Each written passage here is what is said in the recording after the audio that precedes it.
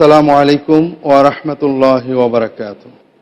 ইন্নাল হামদালিল্লাহ নাহমাদুহু ওয়া নাস্তাঈনুহু ওয়া নাস্তাগফিরুহ ওয়া নুসাল্লি ওয়া নুসাল্লিমু আলা সাইয়্যিদিল মুরসালিন নবিয়িনা মুহাম্মদ ইবনে আবদুল্লাহ ওয়া আলা আলিহি ওয়া আসহাবিহি আজমাইন।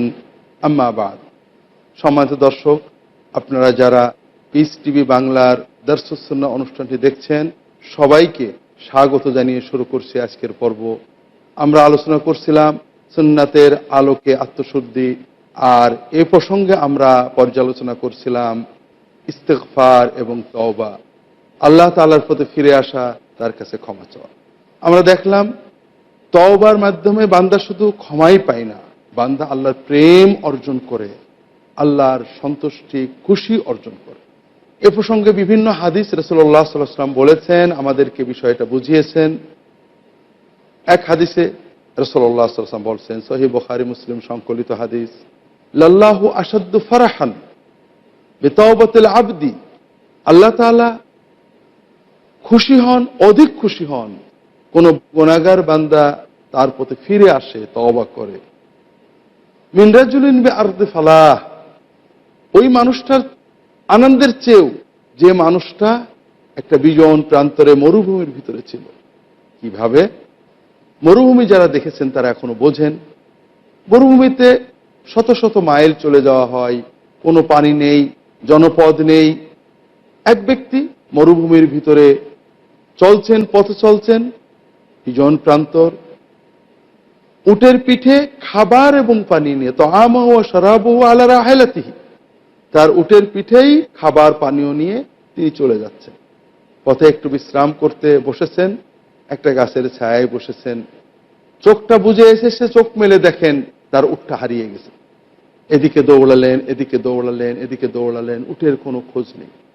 পিপাসায় কাতর হয়ে গিয়েছেন, প্রচন্ড রোদ। সিদ্ধান্ত নিলেন যেখানে বসে উটটা হারিয়ে গিয়েছিল ওখানেই, ওই ছায়াতেই শুয়ে মৃত্যুর অপেক্ষা করি, আর তো প্রাণের কোনো আশা নেই। খাবার পানিও হারিয়ে গেছে, বাহন চলে গেছে, পিপাসায় কাতর হয়ে পড়েছি, মৃত্যু ছাড়া কিছু নেই। অসহায় হতাশ হয়ে ওই গাছের নিচেই শুয়ে থাকলেন, অচেতন, তন্দ্রাচ্ছন্ন হয়ে গেলেন। তন্দ্রা থেকে উঠে দেখেন তার উট তার খাবার এবং পানীয় সহ তার পাশেই দাঁড়িয়ে আছে। ফাআখাযা বিখিতামিহি ওয়া ক্বাল, ইয়া রব আনতা আবদি ওয়া আনা রব্বুক, আখতা মিন শিদ্দাতিল ফারাহ। ওই হারানো উটকে ফিরে পেয়ে উটের লাগামটা তাড়াতাড়ি ধরেছে এবং আনন্দে ভুল বকতে শুরু করেছে, আল্লাহ আমি তোমার মালিক, তুমি আমার বান্দা। আল্লাহ রাসূল সাল্লাল্লাহু আলাইহি ওয়াসাল্লাম বলেন, হারানো উটকে ফিরে পেয়ে উটের মালিক যে পরিমাণ খুশি হয়েছে, আল্লাহ তাআলা তার বান্দা যখন পাপের পথ থেকে তার পথে ফিরে আসে, তওবা করে, ইস্তেগফার করে, আল্লাহ তাআলা তার চেয়েও বেশি খুশি হন। আল্লাহু আকবার। দর্শক, হারানো উটের মালিক তার উট ফিরে পেলেন, এতে খুশি হলেন কারণ তিনি জীবন ফিরে পেয়েছেন। আল্লাহ তাআলা বান্দার তওবায় আরো বেশি খুশি হন, কারণ বান্দাকে আল্লাহ তাআলা খুবই প্রেম করেন, গভীর প্রেম করেন। আল্লাহ চান যে বান্দা তার নিয়ামত রহমতের পথে আসুক, সে জান্নাতের পথে এগোক। বান্দা যখন পাপের পথে যায় আল্লাহ তাআলা তা পছন্দ করেন না, তাই যখন ফিরে আসে আল্লাহ মহা খুশি হয়ে যান। দর্শক, এভাবেই আমরা দেখছি তওবার ভিতরে আমাদের আত্মশুদ্ধি রয়েছে, আত্মার কলবের ময়লা দূর করা রয়েছে, পাপ থেকে মুক্তি রয়েছে, সর্বোপরি আল্লাহর প্রেম সন্তুষ্টি অর্জন রয়েছে। তাই তো বান্দা পাপের কারণে যতটুকু দূরত্বে গিয়েছিল, যখন সত্যিকারে তওবা করে তখন তার চেয়ে আরো অনেক কাছে তার মালিকের চলে যায়। তবে আমরা আগেই বলেছি, পাপ মানুষ করবেই, পাপের চেতনা তাকে অনেক সময় শিরকের ভিতরে নিমজ্জিত করে।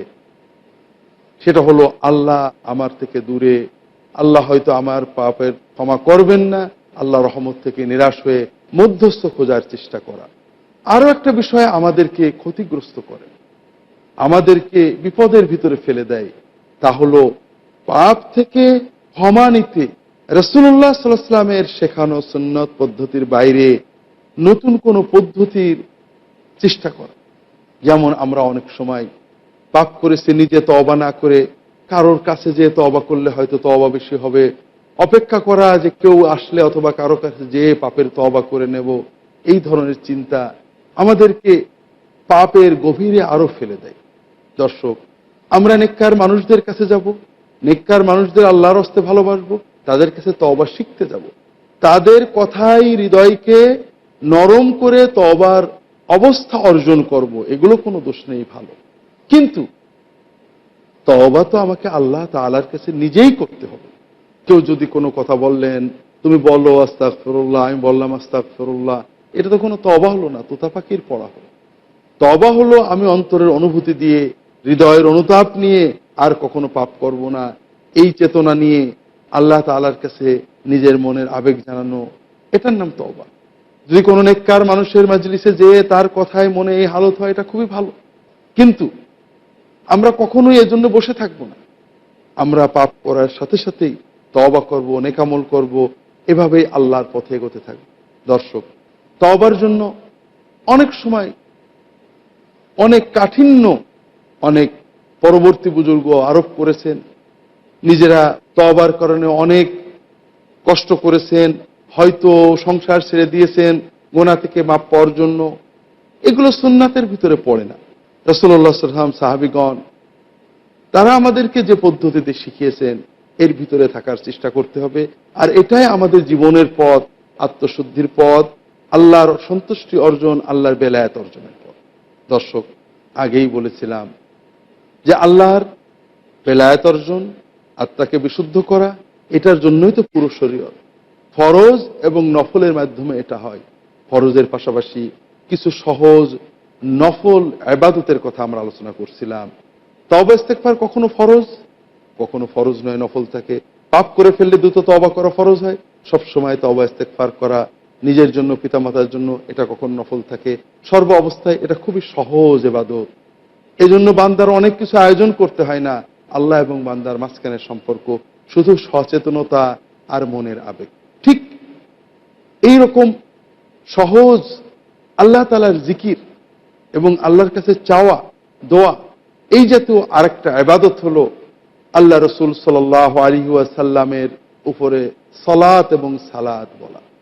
আল্লাহর জিকিরের সহজ এবং উপকারী, হৃদয়ের জন্য সবচেয়ে বেশি বিশুদ্ধকারী ইবাদতগুলোর অন্যতম হলো রাসূলুল্লাহ সাল্লাল্লাহু আলাইহি ওয়াসাল্লামের উপর সালাত এবং সালাম আদায় করা, পালন করা, পাঠ করা। দর্শক, সালাত এবং সালামের ভিতরে রয়েছে আল্লাহর জিকির। আমরা যখন বলি আল্লাহুম্মা, হে আল্লাহ, আল্লাহর কথা মনে করি। এর ভিতরে রয়েছে আল্লাহর কাছে চাওয়া, আমরা আল্লাহর কাছে চাই। কিন্তু সবচেয়ে বড় জিনিস চাই, আমাদের রাসূল সাল্লাল্লাহু আলাইহি ওয়াসাল্লামের জন্য সালাত চাই, সালাম চাই। কাজেই এই মহান ইবাদতটা আমরা কিভাবে আদায় করব, রাসূলুল্লাহ সাল্লাল্লাহু আলাইহি ওয়াসাল্লাম, সাহাবায়ে কেরাম কিভাবে পালন করতেন, এটা আমাদের জানা দরকার। আমরা এই বিষয়টা জানার জন্য চেষ্টা করতে থাকব। আল্লাহ তাআলার কাছে আমরা তৌফিক প্রার্থনা করছি। দর্শক, সালাত শব্দটা আমাদের প্রচলিত বাংলায় কিছুটা অপরিচিত হয়ে গিয়েছে। সালাত ইসলাম পরিভাষায় দুটো ইবাদতের জন্য ব্যবহার করা হয়েছে। একটা হলো আমরা যেটাকে নামাজ নাম দিয়েছি, আরেকটা হলো যেটাকে আমরা দরুদ নাম দিয়েছি। দুটোই ফার্সি শব্দ। সালাত শব্দের মূল অর্থ দোয়া। আমরা 5 ওয়াক্ত সালাতের মাধ্যমেও আল্লাহ তাআলার কাছে দোয়া করি। আল্লাহ তাআলার কাছে দোয়া কিভাবে করলে আল্লাহ কবুল করবেন, এই পদ্ধতিটা রাসূলুল্লাহ সাল্লাল্লাহু আলাইহি ওয়াসাল্লাম শিখিয়ে দিয়েছেন। এটাকে আমরা সালাত নাম দিয়েছি, এটাকে আল্লাহ তাআলা সালাত নাম দিয়েছেন। আমরা এই সালাত আদায় করি। আরেকটা সালাত হলো, এটাও দোয়া, তবে এটা বিশেষ করে রাসূলুল্লাহ সাল্লাল্লাহু আলাইহি ওয়াসাল্লাম এবং তার সাথে অন্যান্যদের জন্য দোয়া। আর এই সালাত এবং সালাম কোরআন সুন্নাহর আলোকে, রাসূলুল্লাহ সাল্লাল্লাহু আলাইহি ওয়াসাল্লাম সাহাবীদের পালনীয় বর্জনীয় সুন্নাতের আলোকে আমাদেরকে বুঝতে হবে।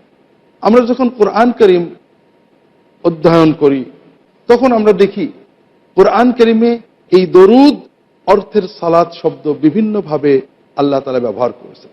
আল্লাহ রাসূল সাল্লাল্লাহু আলাইহি ওয়াসাল্লাম সালাত পড়তেন, সালাত বলতেন সাহাবীদের জন্য।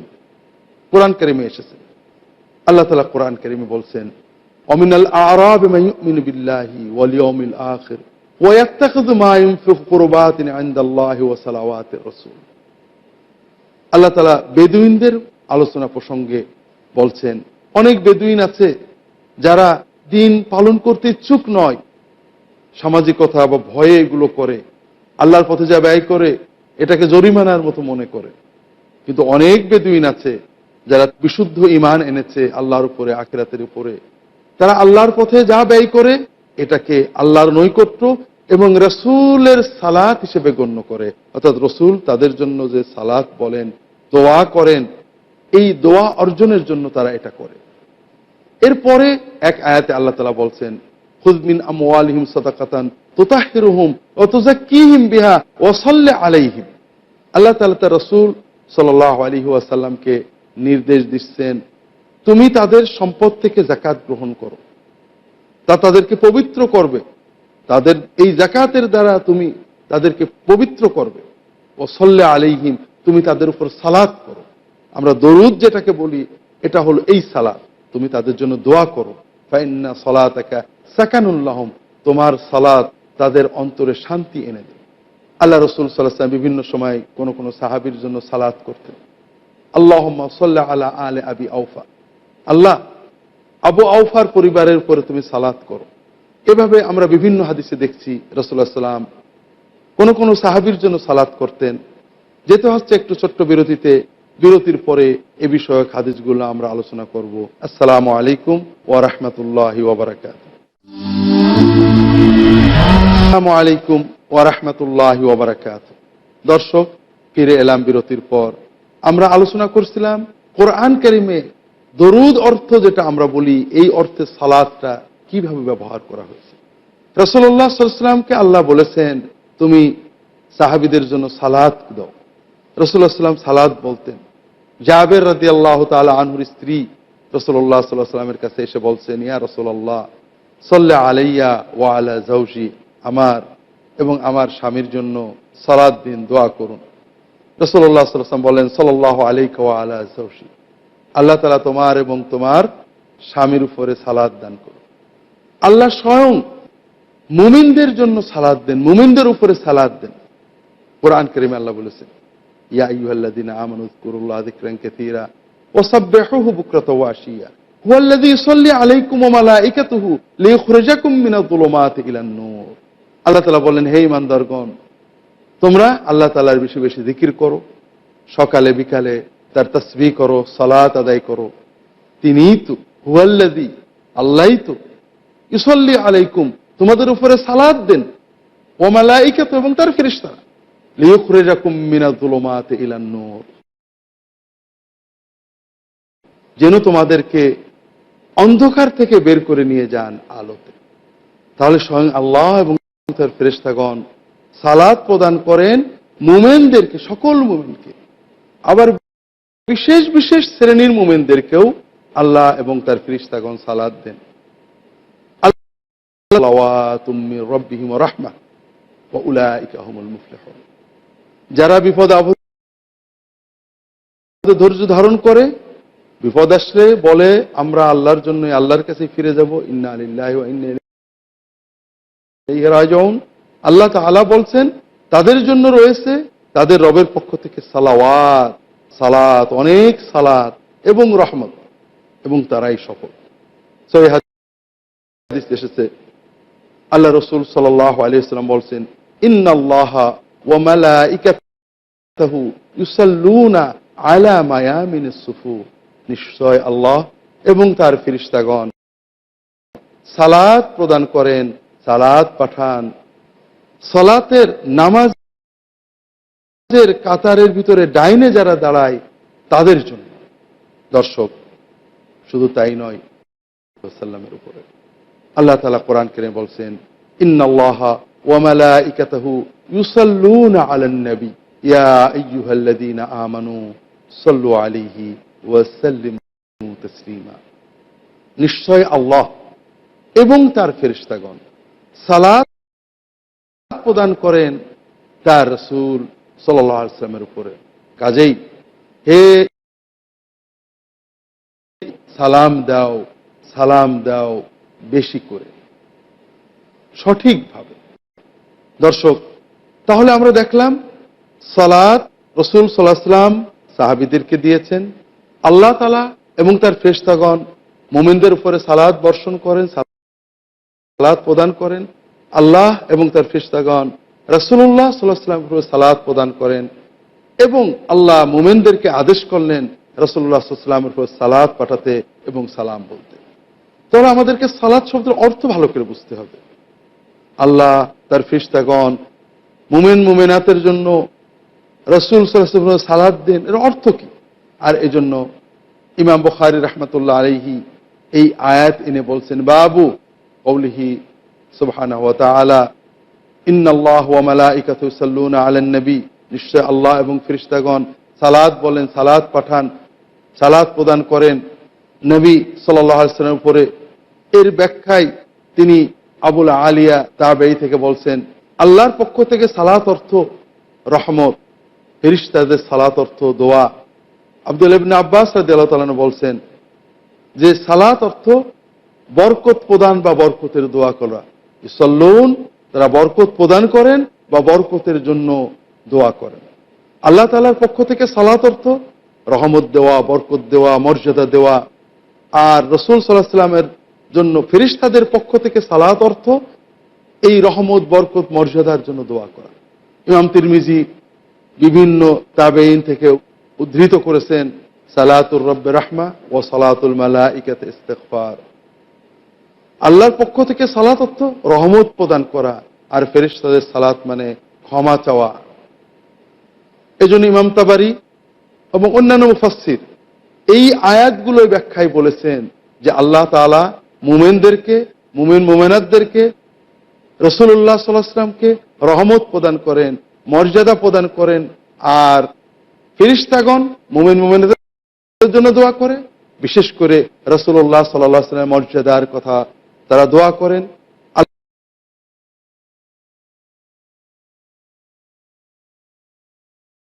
আল্লাহ তাআলা তার প্রিয় রাসূল সাল্লাল্লাহু আলাইহি ওয়াসাল্লামের মর্যাদার কথা তার প্রিয়তম ফেরেশতার, আর আল্লাহ তাআলা নির্দেশ দিলেন মুমিন মুমিনাতদেরকে যে তোমরাও সালাত পড়ো। সালাত আমরা পাচ্ছি আল্লাহর পক্ষ থেকে, ফেরেশতাদের পক্ষ থেকে। আল্লাহ তাআলা সালাত দিচ্ছেন তার নবীকে, মুমিন মুমিনাত ছাড়াও নবীকে সালাম দিচ্ছেন। এটা অবশ্যই বিশেষতাই মণ্ডিত, বিশেষত্ব রয়েছে। ফেরেশতাগণ মুমিন মুমিনাতের জন্য সালাত দিচ্ছেন এবং ফেরেশতাগণের সালাতের পাশাপাশি হে মুমিনগণ তোমরাও রাসূলুল্লাহ সাল্লাল্লাহু আলাইহি ওয়াসাল্লামের জন্য সালাত দাও এবং তাকে সালাম প্রদান করো। কিন্তু প্রশ্ন হলো, সালাম তো স্বাভাবিক, আমরা ছোট বড়কে, বড় ছোটকে সালাম দেওয়া যায়, কিন্তু সালাত তো বড়রা দেয়, দোয়া তো বড়রা ছোটকে করে। রাসূলুল্লাহ সাল্লাল্লাহু আলাইহি ওয়াসাল্লাম সাহাবীরা রাসূলুল্লাহ সাল্লাল্লাহু আলাইহি ওয়াসাল্লামের কাছে সালাত চাইতেন, আমরা যেমন দেখলাম। আল্লাহ তাআলা স্বয়ং রাসূলুল্লাহ সাল্লাল্লাহু আলাইহি ওয়াসাল্লামকে বললেন যে তুমি সাহাবীদের জন্য, আমরা উম্মত হয়ে কি করে রাসূল সাল্লাল্লাহু আলাইহি ওয়াসাল্লামের জন্য দোয়া করব, সালাত দেব? এটা তো একটা ভাবার বিষয়।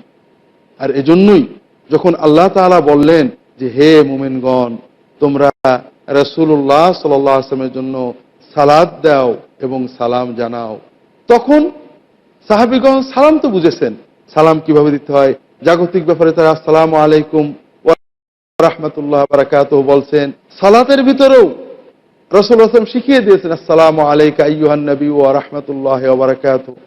সালাম তো আমরা জানি কিভাবে দিতে হয়, আর সালাম তো বড়দেরকে মানুষ দিয়েই থাকে। কিন্তু রাসূলুল্লাহ সাল্লাল্লাহু আলাইহি ওয়াসাল্লাম যিনি আমাদেরকে সালাত দেবেন, তাকে আমরা কিভাবে সালাত দেব, দোয়া করব? তাই বিভিন্ন হাদিসে, বুখারী মুসলিম অন্যান্য গ্রন্থে সংকলিত হাদিসে আমরা দেখি রাসূলুল্লাহ সাল্লাল্লাহু আলাইহি ওয়াসাল্লামকে উম্মত হয়ে আমরা কিভাবে দোয়া করব, এজন্য সাহাবীরা প্রশ্ন করেছেন। কাব ইবনে উজরাহ রাদিয়াল্লাহু তাআলা আনহু বলছেন, সহিহ বুখারী অন্যান্য গ্রন্থের হাদিস, ইয়া রাসূলুল্লাহ আম্মা সালামু আলাইকা ফাকাদ আলিমনা ফাকাদ আরাফনা কাইফা সালামু আলাইকা ওয়ালাকিন কাইফা সালাতু আলাইকা ইয়া রাসূলুল্লাহ। ইয়া রাসূলুল্লাহ আপনার উপরে সালাম দিতে হবে আমরা তো জানি, কিভাবে সালাম দিতে হয় তাও জানি, কিন্তু আপনার জন্য দোয়া করব, সালাত করব কিভাবে? রাসূলুল্লাহ সাল্লাল্লাহু আলাইহি ওয়াসাল্লাম তাকে সালাত ইব্রাহিম, দরুদ ইব্রাহিমী শিখিয়ে দিলেন। কুলু আল্লাহুম্মা সাল্লি আলা মুহাম্মাদ ওয়া আলা আলি মুহাম্মাদ কামা সাল্লাইতা আলা ইব্রাহিম। অন্য হাদিসে আবু মাসউদ রাদিয়াল্লাহু তাআলা আনহু বলছেন একই কথা। আমরা রাসূলুল্লাহ সাল্লাল্লাহু আলাইহি ওয়াসাল্লাম প্রশ্ন করলাম, হাযা তাসলিম কাদ আলিমনা আরাফনা, আপনাকে কিভাবে সালাম দিতে হয় আমরা তো বুঝলাম, সাল্লু আলাইহি ওয়া সাল্লিমু তাসলিমা, তাসলিম কিভাবে দিতে হবে এটা তো আমরা বুঝি। ওয়ালাকিন কাইফা সালাতু আলাইকা ইয়া রাসূলুল্লাহ, কিন্তু আমরা কিভাবে আপনার জন্য সালাত দেব, আপনার জন্য দোয়া করব, এটা কিভাবে হতে পারে? এভাবে অনেক সাহাবী রাসূলুল্লাহ সাল্লাল্লাহু আলাইহি ওয়াসাল্লামের কাছে এসে বারবার তাকে কিভাবে আমরা দোয়া করব, তার জন্য কিভাবে সালাত দেব জিজ্ঞাসা করেছেন। রাসূলুল্লাহ সাল্লাল্লাহু আলাইহি ওয়াসাল্লাম চুপ থেকেছেন। আল্লাহর পক্ষ থেকে ওহী তার কাছে আসার পরে তাদেরকে সালাত ইব্রাহিমী শিখিয়ে দিয়েছেন। তোমরা বলো আল্লাহুম্মা সাল্লি আলা মুহাম্মাদ ওয়া আলা আলি মুহাম্মাদ কামা সাল্লাইতা আলা ইব্রাহিমা ওয়া আলা আলি ইব্রাহিম ইন্নাকা হামিদুম মাজিদ। কাছাকাছি বাক্য ভাষায় কয়েক ডজন সাহাবী যখনই জিজ্ঞাসা করেছেন আমরা সালাম তো দিতে পারি, সালাত কিভাবে দেব, রাসূলুল্লাহ সাল্লাল্লাহু আলাইহি ওয়াসাল্লাম এইভাবেই শিখিয়েছেন। অর্থাৎ আল্লাহ আমাদের বললেন যে আমার নবীর উপরে তোমরা সালাত করো, তার মর্যাদার জন্য দোয়া করো। আমরা কিভাবে দোয়া করলে তার মর্যাদার শানের মুনাসিব হবে, সঠিক হবে, এটা তো আমরা বুঝি না। তাই আমরা আবার আল্লাহ তাআলার উপরেই দায়িত্ব দিয়ে দিলাম, আল্লাহ আপনি আপনার রাসূল সাল্লাল্লাহু আলাইহি ওয়াসাল্লামের উপরে সালাত প্রেরণ করুন, তাকে সালাত প্রদান করুন, যে সালাতের যে পদ্ধতি যে পরিমাণ আপনার নবীর মর্যাদার সাথে সামঞ্জস্যপূর্ণ সেইভাবে তাকে সালাত প্রদান। দর্শক, তাহলে আমরা দেখলাম সালাত আল্লাহ তাআলা তার মুমিন বান্দাদেরকে দেন। আল্লাহর ফেরেশতারা আল্লাহ মুমিন বান্দাদেরকে আমভাবে সাধারণভাবে এবং বিশেষ করে কোন কোন শ্রেণীর বান্দাকে, বিশেষ নেক আমলকারী বান্দাকে প্রদান করেন। আল্লাহ তাআলা সালাত প্রদান করেন, তার ফেরেশতাগণ সালাত প্রদান করেন রাসূলুল্লাহ সাল্লাল্লাহু আলাইহি ওয়াসাল্লামকে। পাশাপাশি আল্লাহ নির্দেশ দিলেন মুমিন মুমিনাতকে সালাম দেওয়ার জন্য, সালাত দেওয়ার জন্য। দর্শক, এই সালাত এবং সালাম আমাদের জীবনের অত্যন্ত গুরুত্বপূর্ণ ইবাদত। রাসূলুল্লাহ সাল্লাল্লাহু আলাইহি ওয়াসাল্লাম আমাদের জন্য তার জীবন দিয়ে শান্তি মুক্তির পথ নির্দেশনা দিয়ে গিয়েছেন। তারই মাধ্যমে আমরা নাজাতের পথ পেয়েছি। আমাদের জন্য তিনি কষ্ট করেছেন, বিনিময়ে তিনি কিছুই চাননি। আমাদের ন্যূনতম দায়িত্ব তার মর্যাদা বৃদ্ধির জন্য আল্লাহ তাআলার কাছে সালাত চাইব এবং তার জন্য সালাম বলবো। আর এই সালাত এবং সালামের সওয়াব, ফজিলত, মর্যাদা এবং আত্মশুদ্ধির ক্ষেত্রে এ কত গুরুত্বপূর্ণ সেসব বিষয়গুলো আমরা পরবর্তী পর্বে আলোচনার চেষ্টা করব ইনশাআল্লাহ তাআলা। এই পর্বে এখানেই শেষ করছি। ওয়া সাল্লাল্লাহু আলা মুহাম্মাদিন নবিয়্যিল উম্মি ওয়া আলা আলিহি ওয়া আসহাবিহি আজমাইন। আসসালামু আলাইকুম ওয়া রাহমাতুল্লাহি ওয়া বারাকাতুহু।